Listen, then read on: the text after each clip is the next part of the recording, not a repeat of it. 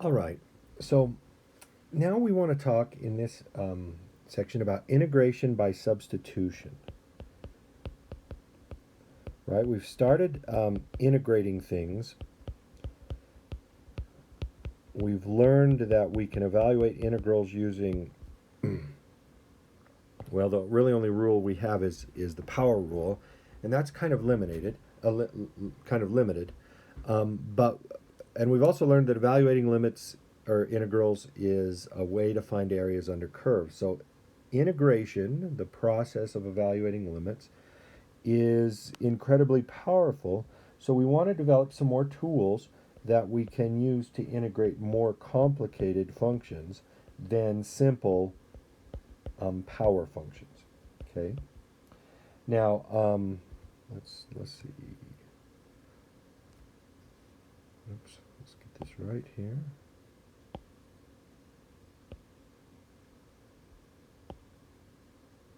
So we got x squared minus 2x, x cubed minus 3x squared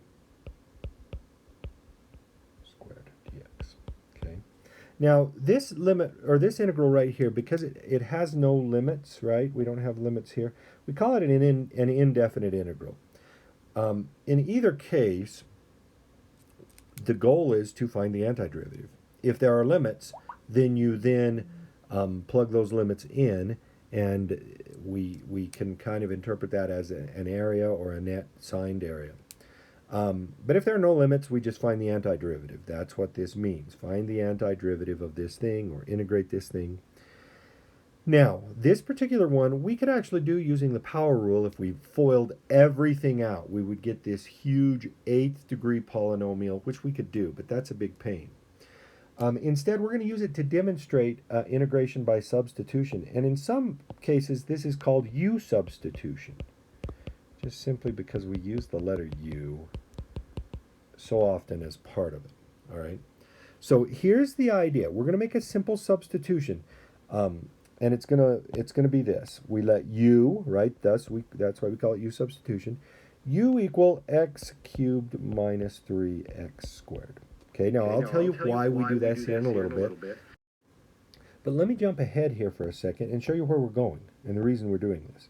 So look, if I rewrite my integral now, the integral x squared minus 2x, I get to make this substitution, right? I get to put a u, and now it's squared, right? That u goes right there, and there we go. So I've made that one little substitution, okay? Now, part two of this substitution is this. Once I've determined what u is equal to, I need to take its derivative. So du dx, just take the regular derivative, 3x squared minus 6x, okay? And I would like to solve for dx. The reason I want to solve for dx is because if I know what dx is, then I can substitute it in right there, right? There's dx if I know what dx is. So using this right here, solve for dx, okay? And so, I do that by multiplying both sides by d. Let me try that again. By dx. We're just doing algebra on this. That way those cancel. So I end up with du equals 3x squared minus 6x dx. Or dx equals du over 3x squared minus 6x. Let me write it this way. We'll just factor a 3 out of that. So du 3 times x squared minus 2x. Okay, now that's what dx is. And so I can plug it in right there. So I'm gonna write that down here in my new in my new integral with all the substitutions. So let me put it in here. So for dx, I put in du over 3 times x squared minus 2x. Okay, so I made two simple substitutions.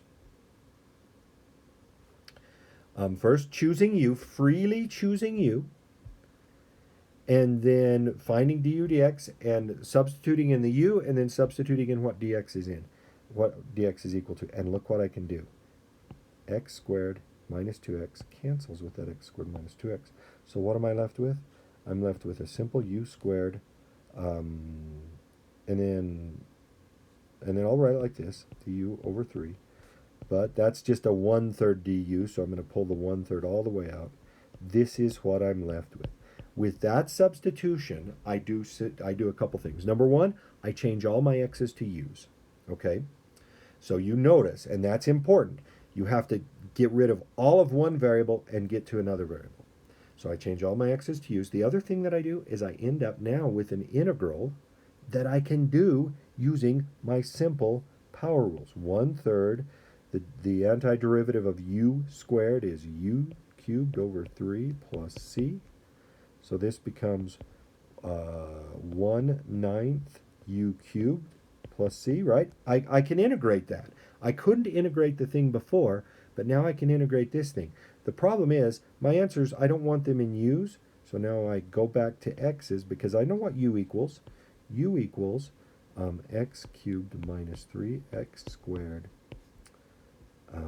There's my u, cubed plus c. And that is my final answer, okay? So u substitution is a way to take a complicated integral that we can't really integrate, change it to a simpler integral that we can integrate, and then so we integrate it, and then we kind of resubstitute, return to our original roots. That's not an x. That's not a u cubed. That should be an x cubed. So let me fix that. Not a u cubed. X. Okay. The glories of live TV. Now let me talk for a moment about the first key step that determines everything else. The first key step is figuring out what u equals, right?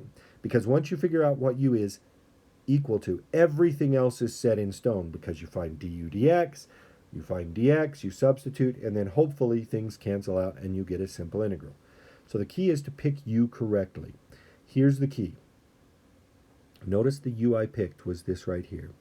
It's kind of inside the square function. So that's your first thing to try. To consider letting u equal the inside function. The other thing you want to keep an eye out is for this. Whatever you choose to be u, imagine what its derivative is. And its derivative is, of course, 3x squared minus 6x, or, let me write this in here, it's the 3x squared minus 2x, right? If I just notice, oh, I can factor a 3 out of there. So I know I'm on the right track of choosing u to be this because its derivative, right there, look at it. There, its derivative is sitting right next to it. So in short, you want to choose u to be the part of the function so that the rest of the function is either the derivative or similar to the derivative, right, of the u you've chosen. We'll do another example so you can see that, but that's the key to correctly choosing u.